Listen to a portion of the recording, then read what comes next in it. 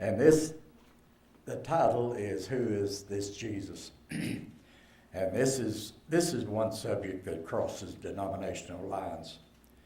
One of the first people I heard preach on this was Sanford Cole, a Baptist preacher from Canadian, Texas.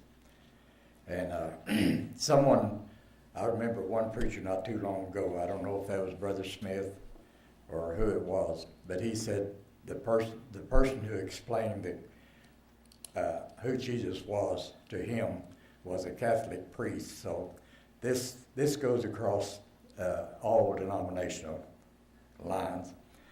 And this is a question that was asked from the very beginning, and people are still trying to figure out today who was Jesus. And John, and I think John was the one who had the better understanding of who Jesus really was.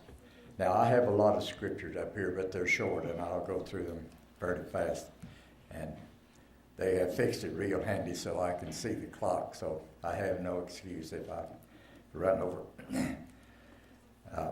In John chapter 8 and verse 52, Jesus was teaching the Pharisees, and he said, "If any man keep my saying, he shall never taste death."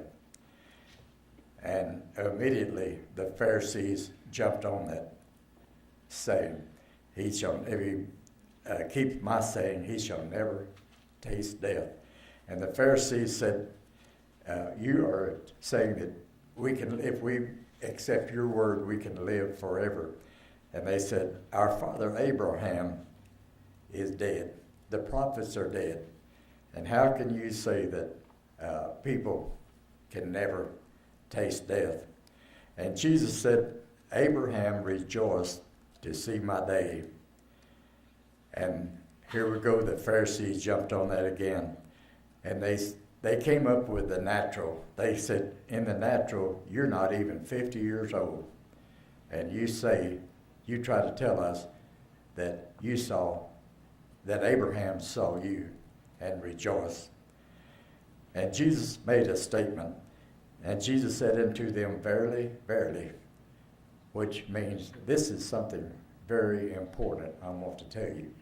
Verily, verily, I say unto you, before Abraham was, I am. Amen.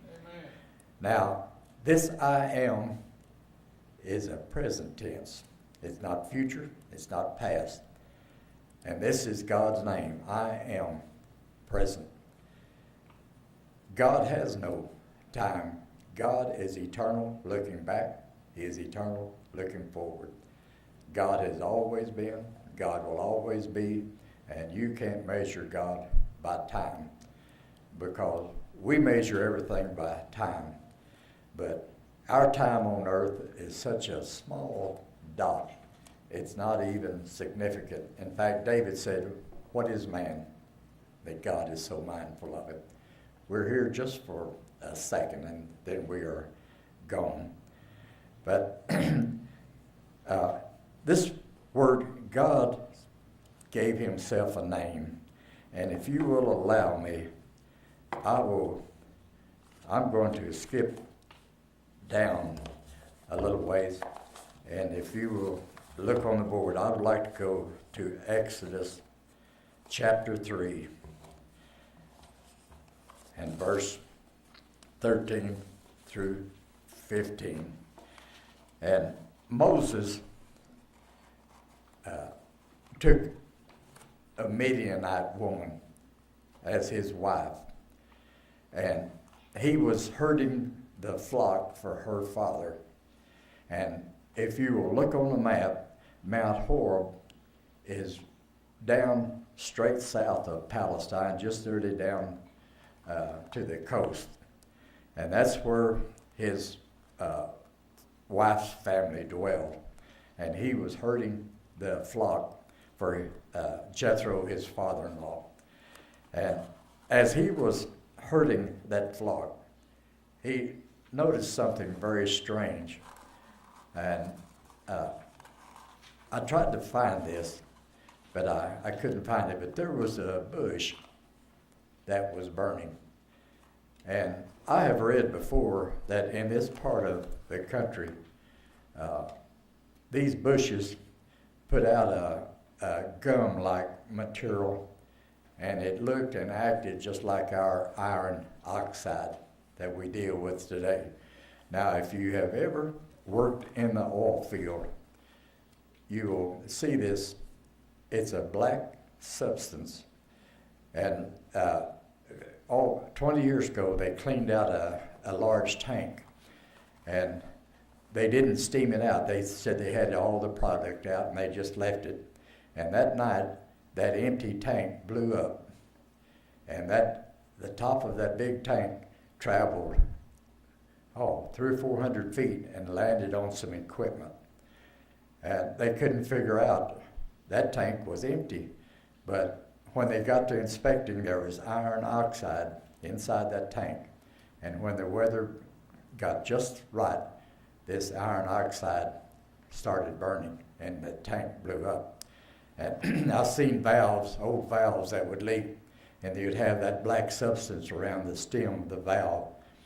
You walk by there and you look over, and that valve is on fire.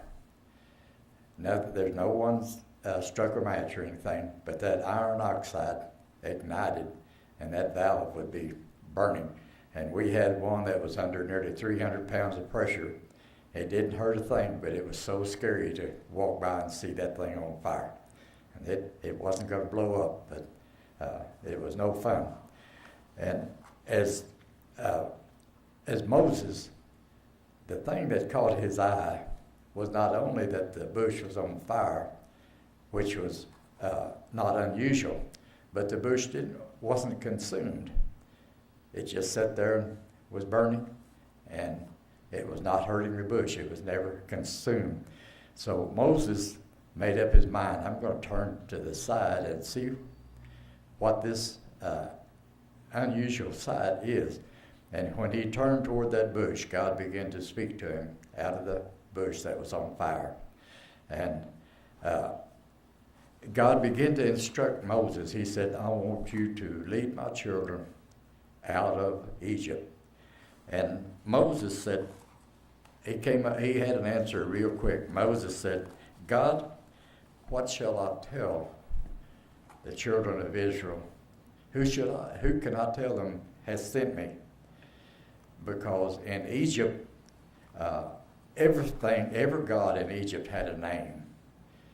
And when we see that the children of Israel, we remember when Aaron just threw the gold into the fire, and he said it just came out a golden calf. A bull was one of the objects that they worshipped in Egypt. And that bull represented their God, because this bull was so strong. And immediately, this is what came to the children of Israel's mind. Let's make us a bull, because our God is so strong. He led us across the Red Sea. He destroyed the Egyptians. So let's make us a bull. Now, today we're supposed to be more modern than they were then. But what do you see when you look at our zodiac? Have you ever noticed that old bull still there? And if you want to know what's going to happen to you tomorrow, there are people you can call, and they will look at the zodiac and they can tell you what to expect for tomorrow. We haven't come very far. We like to criticize the Israelites because they made that bull so that they could dance around it and worship that bull. But we haven't traveled too far. And I think that bull is, that constellation, I think they call that Taurus. Taurus. The car that we drive today, Taurus, we're driving one today. That old bull that people worship. And we still, he's not dead yet today. And God said unto Moses, I am that I am. And this shalt thou say unto the children of Israel, I am hath sent me unto you. God gave Moses a name. Moses had to have a name. And God said, tell them that I am. And